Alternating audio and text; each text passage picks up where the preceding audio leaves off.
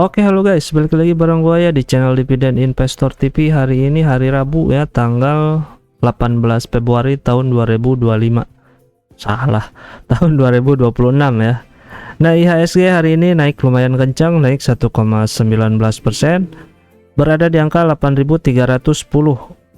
Valuasi transaksinya sih 22 triliun ya hari ini, lumayan lah ya, masih di atas 20. Asingnya hari ini net buy ya, 467 miliar. Kita lihat saham yang lagi trending stok hari ini ada apa aja. Holder Bumi gimana nih? Dia koreksi ya, minus 2,7%. BP, Bull, Inet, Bupa naik kencang lah ya. Mina, Bel, INDS, Dewa, Petro ya, INDS doang yang paling kencang sama Mina ya, meskipun hijau semua. Bumi, Oasa, Jata, GTSI, Padi, hijau. Raja, Ratu, BBCA oke. RMKE naik kencang 20, True 13%. PKTR, Lead, BMRI naik kencang nih meskipun cuma 3,9%, tapi kan transaksinya gede kalau di Big Bang ya. Terus energi sekarang sih cuma naik 0%, Antam nggak kemana-mana ya. Nah, jadi itu yang trending hari ini. Nah, hari ini gue pengen bahas saham Ancol sama saham apa ya, satu lagi. Pokoknya PJAA pertama ya. Satunya kita lihat. Oh, ISSP ya. IDX Labke yang udah keluar untuk full year 2025 ya, yang terbaru. Nah, kita lihat. Oh, udah ada yang baru nih. Nah, kita bahas PJAA, ISSP. Nah, kalau gua ngeliat gini aja, PJAA, ISSP, terus ada yang baru nih, Nick. Kita lihat, misal Nick, bagus nggak?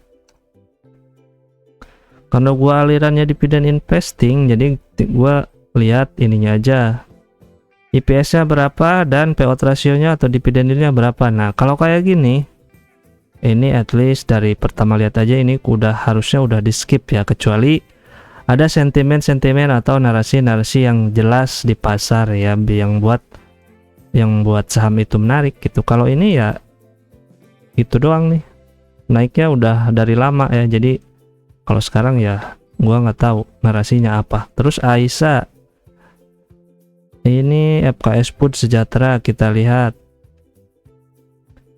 nggak bagi dividen juga ya, jadi ya kalau buat gue sih ke skip ya kalau kayak gini gitu. Terus MTPS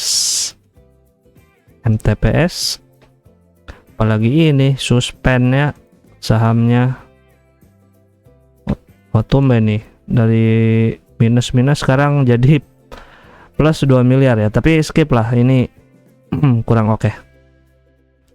Pertama kita bahas PJA dulu ya. Nah, PJA itu kalau lu tahu Ancol, nah dia ini perusahaannya ya, Pembangunan Jaya Ancol. Jadi dia bergerak di bidang bisnis jasa konsumen ya, untuk taman hiburan atau rekreasi ya.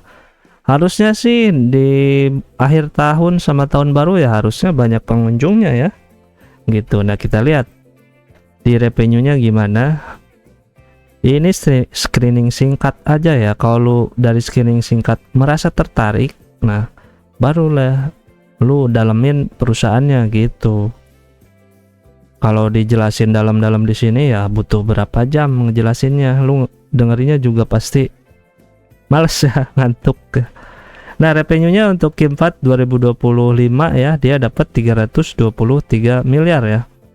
Secara kuartalan untuk 2025 dia ini terbesar ya di kuartal 4 ini. Tapi dibanding tahun lalu ya masih turun lah ya, dari 384 ke 323.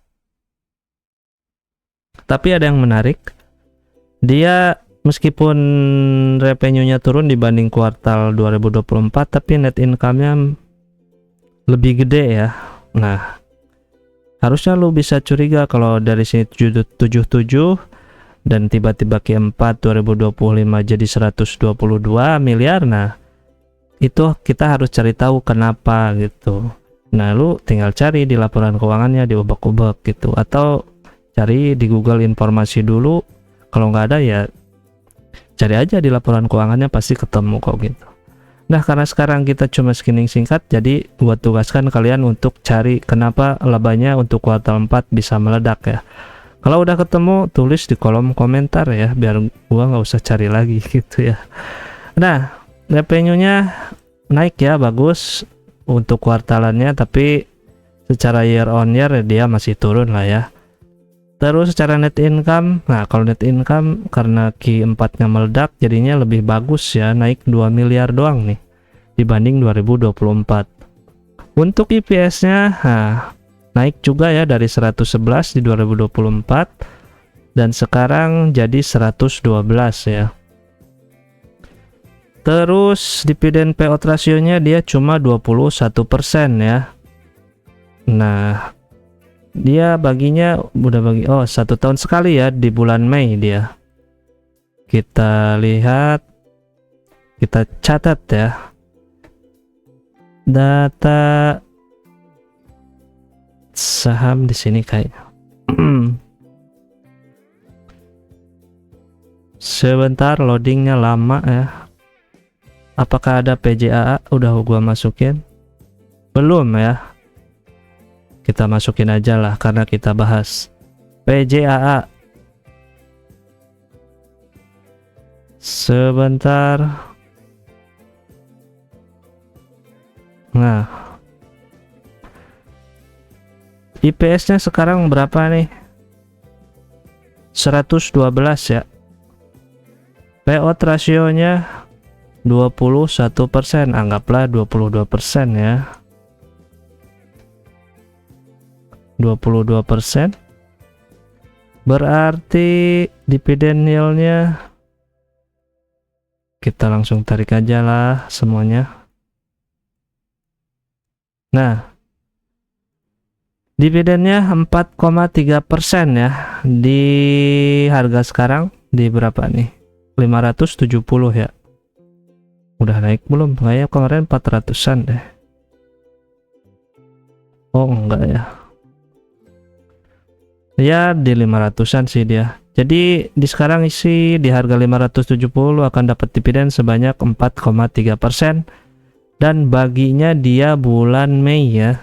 Setahun sekali. Terus secara ekuitas dia ekuitasnya 1,8T dan liabilitasnya 1,7. Berarti hampir 90% ya payout rasionya. Payout rasio. DER-nya, debt to equity ratio ya.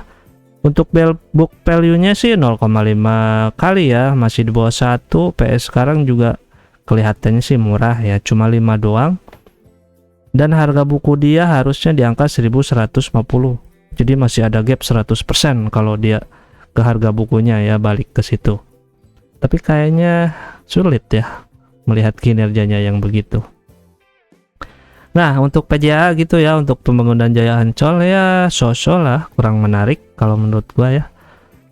Lanjut ke saham ISSP ya. ISSP.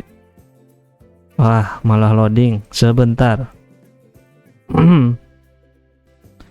Oke, lanjut saham berikutnya ISSP ya. Nah, dia adalah industri di baja ya. Dia bikin pipa-pipa untuk konstruksi dan kabarnya kedepannya dia akan memproduksi pipa untuk gas ya.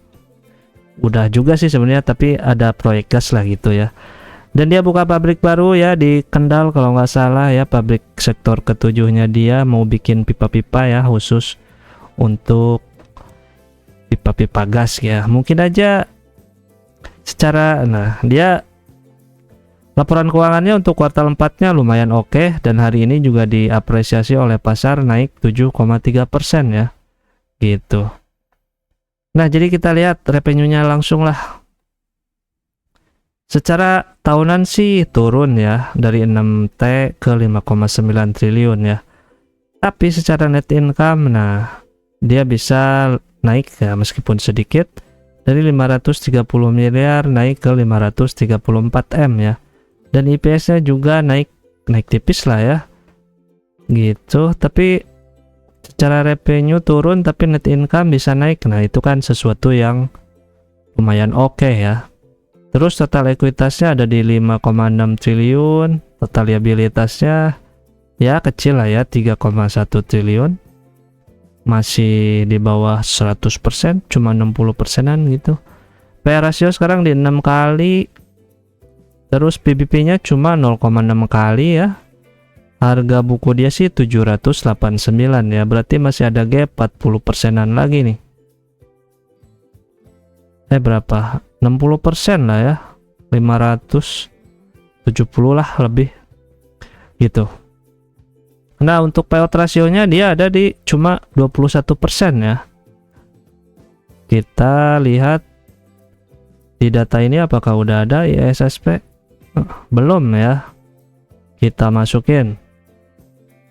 Menurut gua ISSP ini menarik dari segi perusahaannya atau dari segi capital gain-nya ya. Tapi kalau untuk apanya, dividennya, kalau menurut gua sih memang kecil ya. Tapi kinerja kedepannya nih bisa ya, ada harapan lah gitu dengan project-project dia yang baru. Sebentar, ini cuma 20, anggap aja sama ya, 22%. Terus IPS-nya berapa nih? 74 ya. Nah, di harga sekarang lo akan dapat dividen yield 3,2% ya. Dia baginya bulan apa nih? Bulan Juli ya, setahun sekali.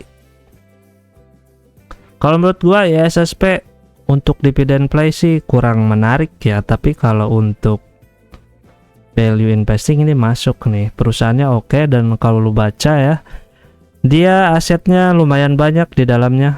Jadi coba deh lu baca aja di laporan keuangannya gitu. Nah jadi gitulah untuk dua saham ini secara dividen investing. Keduanya sih kalau menurut gua kurang menarik ya, apalagi si PJAA ya, Pembangunan Jaya Ancol. Tapi kalau lu suka karena lu sering main ke Ancol ya boleh lalu beli gitu. Sementara untuk ISSP menurut gua ya, ini ada kemungkinan harganya bisa naik gitu, tapi gua nggak tahu naiknya kapan, tahun ini atau tahun depan. Kita lihat aja nantilah ya. Nah segitu dulu untuk video hari ini, semoga video ini ada manfaatnya, dan ingat karena hutang harus dibayar. Bye bye.